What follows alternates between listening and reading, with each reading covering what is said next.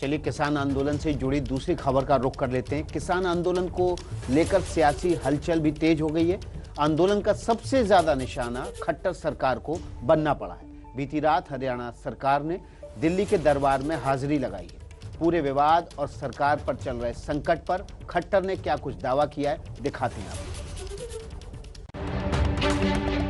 किसान आंदोलन पर दिल्ली में हलचल। शाह के द्वार पहुंची हरियाणा सरकार। खट्टर का दावा, सरकार पर खतरा नहीं। किसान आंदोलन को लेकर सियासी गलियारे में हलचल तेज हो चुकी है और इस आंदोलन ने सबसे ज्यादा मुश्किल किसी सरकार के लिए किया है तो वो है हरियाणा की खट्टर सरकार। सुप्रीम कोर्ट की तरफ से कमेटी के ऐलान के बाद हरियाणा के मुख्यमंत्री मनोहर लाल खट्टर, डिप्टी सीएम दुष्यंत चौटाला और हरियाणा बीजेपी के अध्यक्ष ओपी धनखड़ ने बीती रात गृह मंत्री अमित शाह से मुलाकात की। खट्टर और धनखड़ ने दावा किया कि मुलाकात में आंदोलन और ट्रैक्टर मार्च पर चर्चा हुई। सरकार ने भरोसा जताया कि सुप्रीम कोर्ट की कमेटी से आंदोलन के हल का रास्ता जरूर निकलेगा।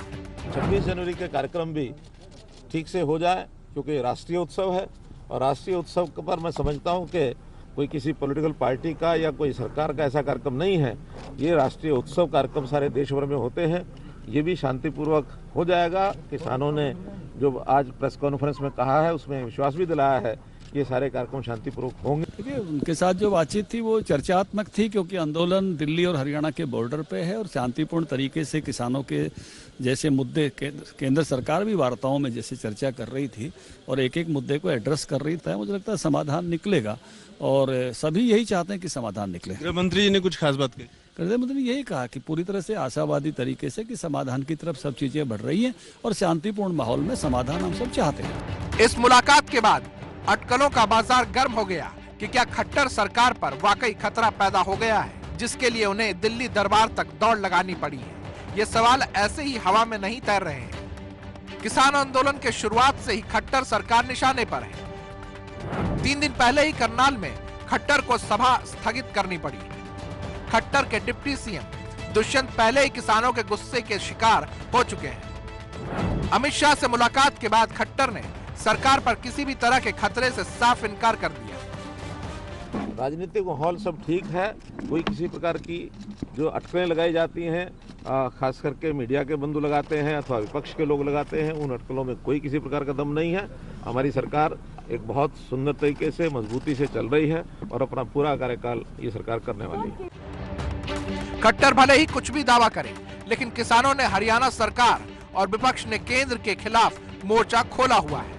सुप्रीम कोर्ट की तरफ से कमेटी के ऐलान के बाद विपक्ष का साफ कहना है कि कानून वापस लेने के अलावा केंद्र के पास कोई चारा बचा नहीं है।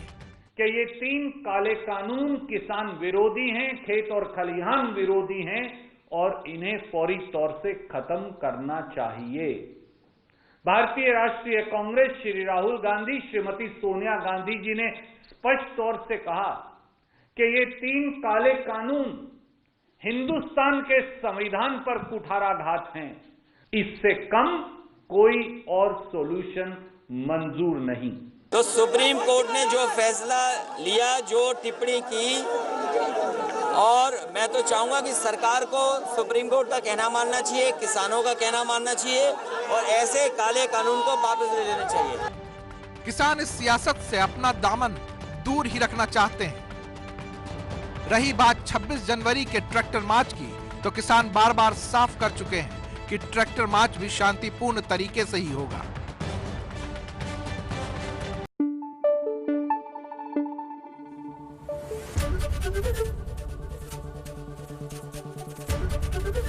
एबीपी न्यूज आपको रखे आगे।